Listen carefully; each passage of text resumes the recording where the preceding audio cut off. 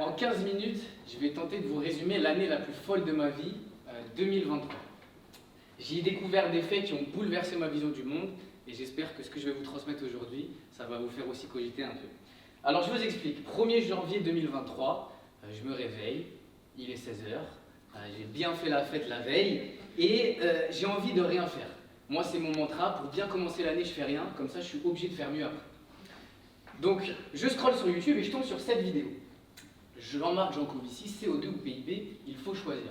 Alors par applaudissement, est-ce qu'il y en a qui connaissent Jean-Marc Jancovici dans cette salle? Une grande majorité. Moi je ne connaissais pas du tout. Donc avant il y avait JMJ Jésus-Marie-Joseph, maintenant il y a JMJ Jean-Marc Jancovici, un peu le dieu des écolos, ou en tout cas la personne la plus médiatisée sur les enjeux énergétiques et environnementaux. Je vois 4 millions de vues, je me dis ok intéressant, je vais regarder. Et là je suis scotché. Son message est clair et limpide, il faut arrêter à tout prix les énergies fossiles le plus rapidement possible pour rester en dessous de 2 degrés de réchauffement climatique et éviter des catastrophes et des conséquences vraiment dramatiques. Je finis de regarder la vidéo et je me dis, j'y crois pas. J'y crois pas, ça fait 22 ans que je suis sur cette planète. Pour moi l'écologie c'était qu'un truc de bobo en Star Wars, enfin vraiment j'avais cette image très cliché. Et je me dis, vous savez quoi, j'ai un peu de temps, je vais passer l'année à investiguer ces enjeux environnementaux et énergétiques pour déceler le vrai du faux. Alors si vous voulez bien, on commence par ça. Les énergies fossiles, c'est incroyable, c'est vrai. Notre civilisation, ces dernières années, ces dernières décennies, elle a radicalement changé. Pourquoi? Parce qu'il y a deux types de puissances dans le monde. Pour ceux qui y croient, il y a les dieux, Odin, Zeus, Allah, n'importe qui. Et il y a aussi les êtres humains avec de l'énergie fossile. Lorsqu'on brûle du pétrole, du gaz ou du charbon, on émet une quantité incroyable d'énergie. Vraiment incroyable. Ça, c'est Johan. Johan, c'est un triple champion du monde cycliste de vélo sur piste. Il a des baleines à la place des cuisses, c'est vraiment un beau bébé. Il a pédalé pendant de longues minutes sur son vélo, il a produit que 0,021 kWh. Alors je dis que, vous et moi, on n'aurait pas fait mieux. En comparaison, 1 litre de pétrole, c'est 10 kWh. Ce qui veut dire qu'il nous faut 500 Johan pour égaler 1 litre de pétrole, seulement 1 litre. Un baril de pétrole, c'est 159 litres. Par jour, dans le monde, on en consomme 100 millions. 100 millions de barils par jour. Je ne sais pas si vous vous rendez compte, c'est énorme. Et le pétrole, c'est que à peu près 30% de notre consommation mondiale. Je vous ai aussi parlé du gaz et du charbon. Les trois ensemble, ça fait à peu près 80%. Alors qu'est-ce qu'on fait avec des ressources richissimement denses en énergie et épuisables à faible coût, facilement accessibles? Et bien on fait ce qu'on veut. Un téléphone qui a besoin d'acier du Brésil, du cobalt du Congo, du charbon d'Australie, manufacturé en Chine, envoyé en Europe, Steve Jobs, fais-toi plaisir, fais-nous l'iPhone. T'as envie de partir sur la Lune, brûle tout le diesel que tu veux, Armstrong, fais-toi plaisir. Vraiment, on a fait ce qu'on voulait. Les 4 piliers de notre civilisation aujourd'hui, c'est lié aux énergies fossiles. L'engrais pour manger, le ciment des constructions, le ciment sur la route, l'acier et le plastique, qui est littéralement partout. On a vraiment une société dopée aux énergies fossiles. C'est incroyable ce que ça nous a permis. C'est ce qu'on appelle la période de la grande accélération, ce que vous voyez là. Et vraiment tous les indicateurs économiques ont explosé. Grand progrès technologique, gros progrès en santé, population qui augmente, PIB qui augmente, magnifique. Mais, parce qu'il y a toujours un mais, le revers de la médaille est arrivé assez rapidement. Et là vous vous dites que ma slide elle est mal cadrée, c'est qu'en vrai, il y a aussi les conséquences négatives à gauche. On voit que recul de la biodiversité, pêche marine, acidification de l'océan, émission de méthane, de CO2, et tout ça, ça a créé des conséquences délétères. Ce qui nous mène à dire que les énergies fossiles, c'est aussi dévastateur. Alors, je ne sais pas si vous connaissez le mythe de Pandore. Zeus, je faisais un peu chier, il regarde un peu les humains, il voit Pandore et il se dit je vais lui offrir la boîte la plus merveilleuse du monde, vraiment ornée de diamants d'or, la plus merveilleuse du monde. Mais il dit surtout, je te l'offre mais tu l'ouvres pas. Pandore, par curiosité, elle se dit on ne me dit pas quoi faire, moi je vais l'ouvrir. Elle pensait que ça allait abriter les plus grands trésors du monde, au final elle a libéré, quand elle a ouvert cette boîte, tous les malheurs du monde. Famine, tristesse, guerre, vraiment tout ce qu'il y a de pire dans le monde. La combustion d'énergie fossile incontrôlée, ça suit la même logique. Au départ annoncée comme une merveille nous permettant d'alimenter toute cette société, au final, cette consommation illimitée et incontrôlée, elle nous a apporté beaucoup de conséquences négatives qui se manifestent de plus en plus. On a clairement dépassé les limites, on s'est cru surhumain. Et quand je parle des limites, je parle des limites planétaires. Alors ça a été modélisé par le Stockholm Resilience Center.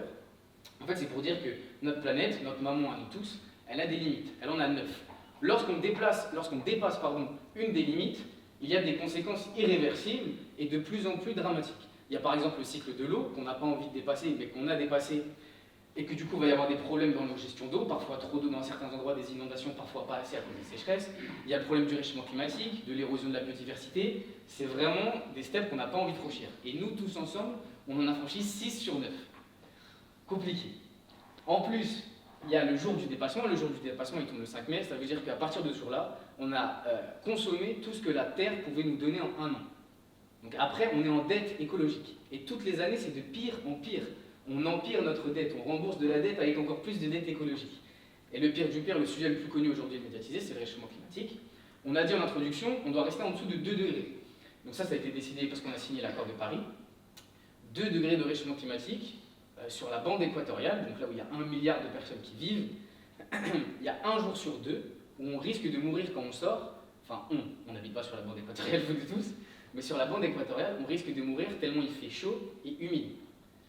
Et aujourd'hui, avec les politiques actuelles, on est plutôt vers un monde à 3,3 degrés. C'est un monde où c'est invivable sur la bande équatoriale. Ça va créer des migrations climatiques sans précédent, ça va créer des guerres, des conflits. Nous, rien qu'en France, un monde à 2 degrés, ce qu'on doit respecter, c'est 10% de notre forêt qui brûle, 50 à 90% du glacier des Alpes qui va disparaître. Donc ça va créer des problèmes en eau, va y avoir des sécheresses dans le bassin méditerranéen. C'est un monde qu'on n'a vraiment pas envie de côtoyer. Donc, à la base, la vidéo c'était CO2 ou PIB, il faut choisir. Donc je me suis demandé c'est quoi le PIB à la base, c'est quoi cette affaire, pourquoi tout ça c'est lié. Alors, à la base, le PIB, Robert F. Kennedy dit cette magnifique phrase, le PIB mesure tout, sauf ce qui fait que la vie vaut la peine d'être vécue. Et je me suis dit pourquoi. En fait, le PIB, il mesure toutes les transactions, vous le savez mieux que moi, et en fait des acteurs privés et publics sur un territoire, sur une année donnée. Ok. Sauf que le problème, c'est qu'il ne prend pas en compte aussi ce qui compte pour nous, la valeur de nos écosystèmes et ce qui nous fait vivre aujourd'hui. Par exemple, des bénévoles qui ont protégé par exemple des forêts en ce moment contre la A69, c'est des bénévoles, ils le font gratuitement, il n'y a pas de transaction, c'est pas compté dans le PIB. Pourtant, vous êtes d'accord avec moi, on protège des écosystèmes, ce qui nous fait vivre, donc c'est quand même important. En opposition, on a des entreprises avec des gisements pétroliers qui continuent à détruire des écosystèmes, ça dégage un profit. En réalité, on a aussi des énergies fossiles aujourd'hui, mais ça détruit nos écosystèmes et c'est compté dans le PIB. Donc on se rend compte que ce qui compte n'est pas toujours compté ici. Mais moi, du coup, je me disais, pourquoi on veut toujours cette croissance économique, ce PIB? Et je me disais, parce que ça va créer plus de transactions, plus d'argent, plus de consommation, plus de prélèvements et plus de déchets. Mais d'abord, plus d'argent qui circule. Donc je me suis dit, s'il y a plus d'argent qui circule, normalement, on est plus heureux. C'est mitigé. Là, sur cette étude, on voit qu'à partir de 20 000 de PIB par habitant, la courbe commence à s'aplatir un peu. Donc ça veut dire qu'en fait, il n'y a plus de corrélation vraiment à partir de ce seuil entre plus de PIB par habitant et plus de bonheur. Après, je me disais, s'il y a plus d'argent qui circule, normalement, les inégalités, est-ce qu'on pense qu'il y en a de moins en moins? Le cas de la France, il montre un peu le contraire, c'est que malgré que notre PIB a continué à croître, les inégalités ont un peu empiré, ou alors dans le meilleur des cas, ont stagné. Donc je me disais, c'est bizarre cette affaire. Alors pourquoi on vise toujours cette croissance de 2-3% par an? Sinon, on appelle ça une récession, une crise économique. Sachant que cette croissance-là, ça nous mène vers une croissance exponentielle. Une économie qui double tous les 23 ans, une économie qui double 64 fois en 1472 ans, ça veut dire que dans 1472 ans, on ne sera pas là pour le voir, mais si on respectait la théorie, elle devrait être cette taille-là, fois plus grande que notre économie actuelle. Alors je ne sais pas prononcer ce chiffre-là, mais c'est plus que le nombre de grains de sable sur Terre. C'est beaucoup. Et je ne pense pas que c'est réalisable. Alors moi, je regarde tout ça, je suis un peu éberlué, je découvre tous ces enjeux-là, et je me dis, ok, on a forcément des solutions par rapport à ça. Et je me dis, peut-être, les énergies renouvelables, c'est bien. En soi, on enlève cette contrainte des conséquences dramatiques du fait de la combustion des énergies fossiles, et en plus, dans tous les cas, on a l'approvisionnement, selon les rapports de l'Agence internationale de l'énergie, qui nous dit d'ici 2025-2030, on va commencer à avoir des contraintes, parce qu'en Europe, on importe beaucoup de pétrole, etc. Donc je me dis, les énergies renouvelables, trop bien. On continue comme ça, et juste on met du renouvelable, pif, paf, pouf. Sauf que, après j'ai découvert Arthur Keller, un systémicien, qui montre le problème avec mon raisonnement. Je vais vous démontrer pourquoi c'est problématique avec une expérience, avec une comparaison qui m'est personnelle. En début d'année, c'est pour ça aussi que 2023, ça a été une année assez folle pour moi, ma mère, elle a commencé à tomber malade. Elle a commencé à avoir des vomissements, mal de tête, mal de ventre, et elle prenait des médicaments pour chaque symptôme. Donc elle prenait paracétamol, vitamines, antidouleurs, mais ça persistait. Du coup, elle est allée à l'hôpital, elle s'est fait diagnostiquer, et elle avait un cancer au sein gauche. Gros choc. Il a fallu une thérapie de choc parce qu'elle avait une tumeur. D'ailleurs, Dieu merci aujourd'hui, elle est totalement guérie, donc je pense qu'on peut l'applaudir.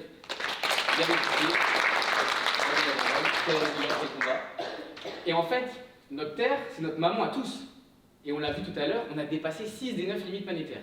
Sauf qu'en fait, c'est plutôt des symptômes.